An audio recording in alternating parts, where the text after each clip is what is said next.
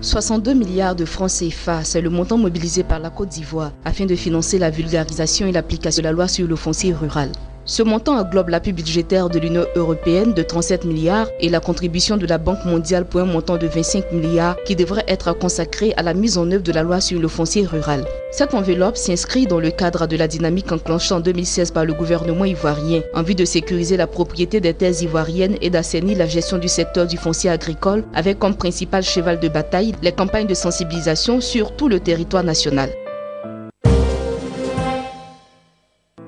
L'État ivoirien a annoncé le lancement d'importants travaux dans les mois à venir dans le district d'Abidjan, évalué à 475 milliards de francs CFA. Ces projets concernent la réhabilitation du pont Félix Houphouët-Boigny, la construction de l'échangeur Aquaba, la construction du 4e pont qui devrait relier le plateau à Yopougon, la construction des autoroutes de contournement d'Abidjan, le dédoublement de la route d'Abidjan-Dabo et celle de la prison civile, le prolongement du boulevard Latrille et la construction d'échangeurs aux principaux carrefours du boulevard Mitterrand. À cela devrait s'ajouter le projet du métro d'Abidjan et des travaux de renforcement du boulevard Valéry Giscard d'Estaing et l'aménagement du boulevard de Vridi, son prolongement avec le boulevard du port autonome d'Abidjan.